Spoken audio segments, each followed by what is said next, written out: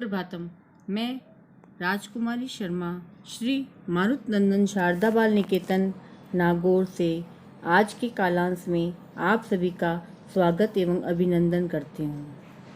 आज हम कक्षा द्वितीय के पर्यावरण विषय के प्रकरण जल और वायु के बारे में जानकारी प्राप्त करेंगे।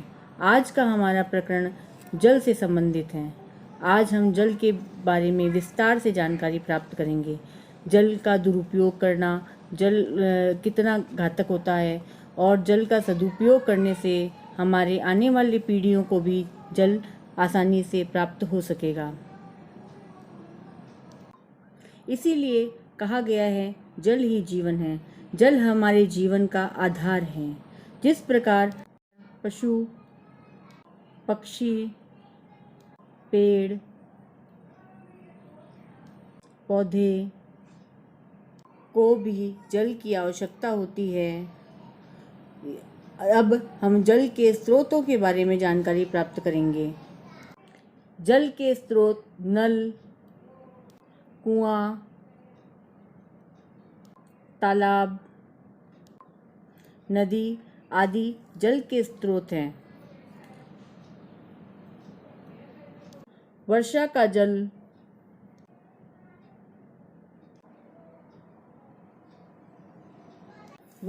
जल भूमि में रिस कर कुएं, कूप, नलकूप, तालाब में चला जाता है। अब हम जल के हमारे दैनिक जीवन के उपयोग के बारे में जानकारी प्राप्त करेंगे। जल हमारे दैनिक जीवन में पीने, नहाने, साफ सफाई करने, भोजन बनाने के काम आता है। जल पेड़ पौधों के, पशु पक्षियों के पीने के काम आता है। भैया बहनों, आपने अभी देखा किस प्रकार जल हमारे लिए आवश्यक है। जिस प्रकार मनुष्यों के लिए जल आवश्यक है, उसी प्रकार पशु पक्षी, पेड़ पौधों और हमारे शुद्ध वातावरण के लिए भी जल आवश्यक है। वर्षा का जल, जिस प्रकार हम कुएं, तालाब, बावड़ी, नदी, झरने आदि हमारे जल के स्रोत है, उसी प्रकार वर्षा का जल हमारे लिए बहुत उपयोगी है। घरों में वर्षा के जल को एकत्रित करके अपने टांकों में भरा जा सकता है और हम उस जल का पूरे वर्ष उपयोग ले सकते हैं। अभी जैसे वर्षा का मौसम चल रहा है, वर्षा के मौसम में जल को एकत्रित किया जा सकता है। अभी वर्षा का मौसम सावन, भाद्रपद अभी चल रहा है। इस समय हमें काफ़ी सावधानियां रखने की आवश्यकता होती है। जल के सदुपयोग के बारे में जानकारी प्राप्त करेंगे। जल का सदुपयोग करना चाहिए। जितनी आवश्यकता हो उतने ही जल का उपयोग करना चाहिए। हमें अगर आधी गिलास पानी पीना है तो हमें आधी गिलास ही पानी लेना चाहिए। बाकी का बचा पानी हम गिरा देते हैं, यह गलत होता है। इसी प्रकार जितनी आवश्यकता होती है उतना ही पेड़ पौधों में भी पानी देना चाहिए।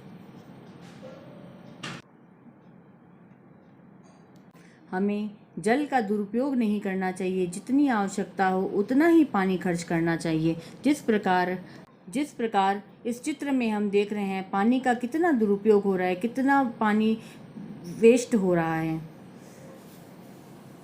जल के दूषित होने के अनेक कारण होते हैं। जिस प्रकार नदी, तालाब आदि में कपड़े धोने, मृत जानवरों को डालने, जानवरों को नहलाने एवं फैक्ट्रियों का दूषित जल, कूड़ा करकट नदी के पानी में जाने से जल दूषित हो जाता है। इस चित्र में हम देख रहे हैं किस प्रकार गंदा पानी नदी में जा रहा है। जिस प्रकार आप जानते हैं समुद्र में बहुत पानी होता है, अपार भंडार होता है समुद्र में जल का, लेकिन वह जल क्या होता है, खारा होता है। नदी का जो जल होता है वह मीठा होता है। जिस प्रकार इस चित्र में देख रहे हैं, नदी का जल मीठा होता है। जैसा कि आप जानते हैं गाँव में छोटे छोटे तालाब होते हैं, लोग उन पर अपने जानवरों को नहलाना, कपड़े धोना, बर्तन धोना आदि का कर जल को दूषित कर देते हैं। इससे हमें बचना चाहिए। जब वह गंदा हो जाता है तालाब का पानी, फिर वही पानी जब अपने घरों में ले जाकर लोग पीते हैं तो उससे अनेक प्रकार की बीमारियां फैलती हैं। और दूषित जल हमारे स्वास्थ्य के लिए बहुत हानिकारक होता है। हमें जल के प्रदूषण को हर तरह से रोकना चाहिए। जल का हमारे जीवन में बहुत ही महत्व है। जल का हमारे जीवन में बहुत ही महत्व है, इसीलिए कहा जाता है जल ही जीवन है। भैया बहनों, आज हमने जल के बारे में 5 टॉपिकों के बारे में जानकारी प्राप्त की। सबसे पहले जल के स्रोतों के बारे में, जो कि नदी, तालाब, कुआं, बावड़ी, नलकूप आदि हुआ। दूसरा, जल के सदुपयोग के बारे में, जल का हमें जितनी आवश्यकता हो उतना ही उपयोग करना चाहिए। तीसरा, जल के दूषित होने के कारणों के बारे में, जो कि हम उन जलों में कपड़े धोने, बर्तन मांजने आदि का, मृत जानवरों को डालने, जानवरों को नहलाने का प्रयोग करने से जल दूषित हो जाता है। उससे हमारे जीवन में बहुत कठिनाइयाँ आती है, बीमारियाँ फैल जाती है। और जल के सदुपयोग के बारे में, जितनी आवश्यकता हो उतना ही जल का प्रयोग करना चाहिए। और वर्षा के जल के संग्रहण के बारे में जानकारी प्राप्त की। घर में लाने के बाद जल को साफ करके उसे स्वच्छ कर कर पीना चाहिए। जल को हमेशा छान कर ढक कर रखना चाहिए। और हमें जल के सदुपयोग के बारे में बहुत ध्यान देना चाहिए, ताकि हमारी आगे आने वाली पीढ़ी को आसानी से जल प्राप्त हो सके। जिस प्रकार हमारे पास जल का भंडार कम है, जितना हम पेड़ पौधे लगाएंगे उतना ही जल हमें मिलेगा, उतनी ही वर्षा होगी, तो हमारे लिए वातावरण स्वच्छ होगा। तो हमें अभी से ही जल के बारे में जानकारी प्राप्त कर लेनी चाहिए।